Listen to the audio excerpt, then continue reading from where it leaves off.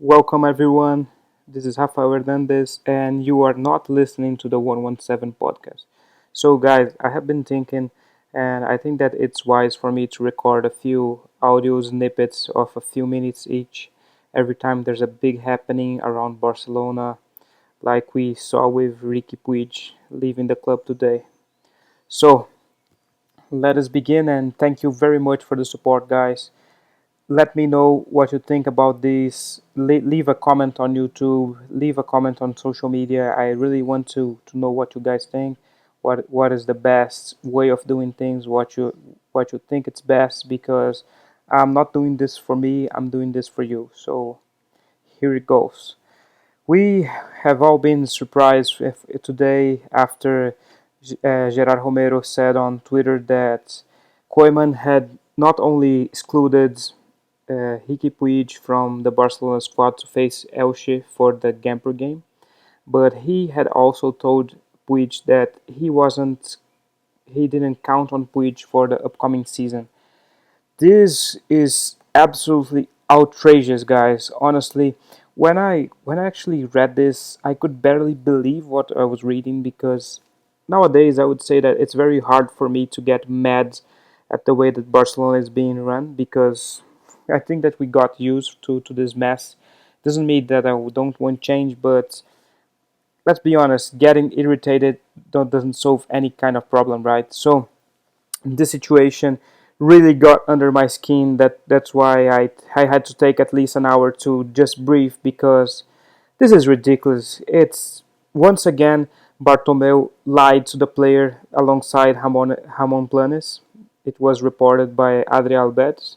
So Puig's injury is also very mad with Barcelona, and rightfully so. But what hurts me the most is Koeman. He has already. I didn't have much expectations for him, but I would say that I was optimistic because he's a club legend, and I want him to do well. And he coaches our club, right? So that goes without saying. But this attitude with Puig is absolutely ridiculous. He simply says that he doesn't need the best midfielder to come out of La Masia since Thiago, and this happens one day after Thiago signs for Liverpool. And what Thiago did with Bayer, he was really good every time that he wasn't injured, because he was injured a lot at Bayer. Let's not go around this. He was, but every time he was on pitch, he was consistently incredible for Bayern Munich. And I can say this because I've watched a lot of Bayern, not only for the past season when they won the treble, but a lot of Bayern when Guardiola was there. And it's good for us to recall too that under Ancelotti, many of the players were struggling at Bayern, but Thiago was incredible, and he was the MVP in the Champions League final. And Liverpool just signed him for 5 million up front, and the rest will be paid in installments. So the Barcelona board can't even say that they didn't have money for Thiago, because Liverpool just paid 5 million up front. It's cheap as hell. And we have the situation with which he could leave, and I would say that it's likely that he's going to leave, because when your own coach goes to you and tell you I don't count on you, it's obviously a message that get out of the club. We don't want you. And I would say that Puig might fetch a good price in the markets. Apparently, Ajax has been interested before, but I would say this is not information. This is only my opinion. I would say that Manchester City is it's a likely option for Puig, because Xavi rates him highly, and Guardiola surely does too. And of course, all of us who have watched Puig since that incredible UEFA Youth League campaign saw that he is fantastic. So I would say it's very possible that Guardiola might even seek a swap, send Eric Garcia our way, and which goes to them. But the hopeful part of me, the optimistic side of me, hopes that Puig actually goes to a club like Ajax with a buy option, or at least a fixed buy option. Like, let's say he's sold for 20 million, and we have the option to buy him back for 40 million. I would take that, especially consider this board is an absolute mess. It's better for us to already be thinking about savaging what's left of the club in what could be their final months at the club or not. We don't know yet if the motion of censure will be successful in assembly. I'll talk about that later. And disappointment is the word because Koeman wanted Wijnaldum, and Wijnaldum is likely to stay at Liverpool from what we have seen from the most reliable Liverpool-linked, Liverpool-based journalists like Paul Joyce and James Pearce. So yeah, it's very disappointing. I would say that Pjanic and De Jong will definitely be started under Koeman, but Puig would have been able to raise himself to the level that we need of him, and I would say that he had already raised himself to that level. He is one incredible midfielder, and people criticize him saying that he's too weak or it's what kind of argument is even that? It's like people are just need to look back only 5 years and remember Iniesta and Xavi. They weren't exactly powerhouses, and Thiago Alcantara isn't either.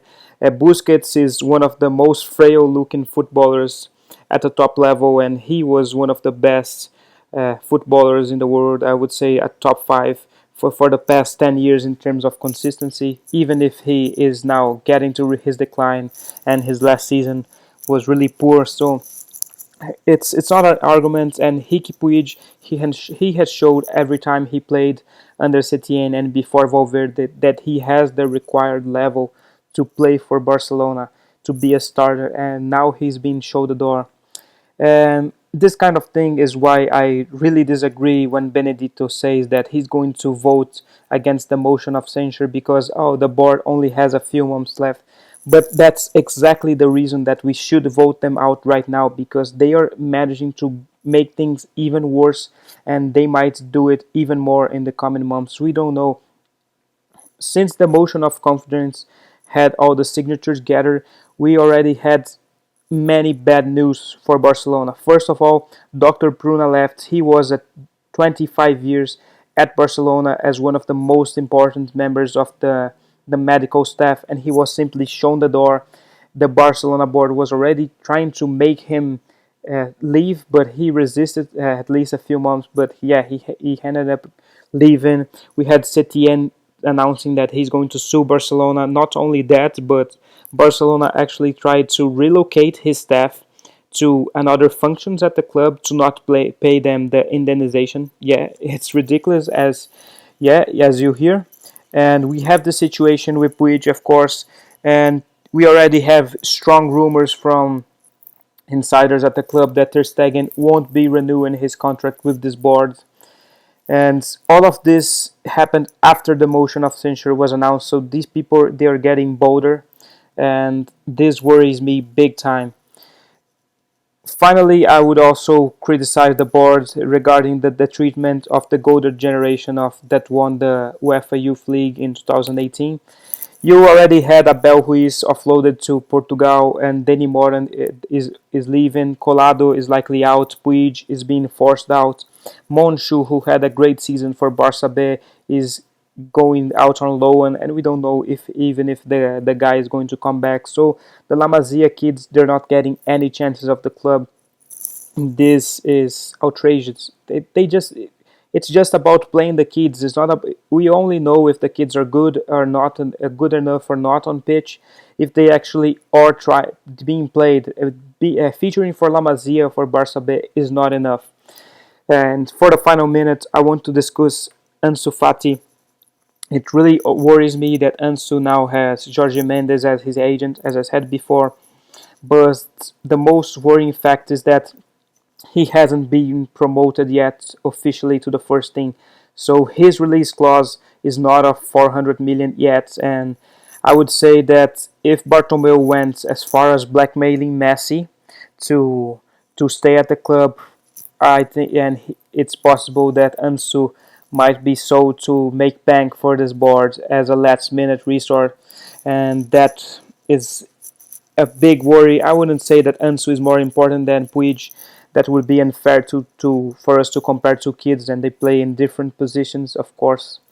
But honestly, this all worries me big time, and that's what you're getting from me today. Let us enjoy the Gumper match, at least try to enjoy it, and see you on social media. Please leave your comments, let me know if you like this format, and take care, guys.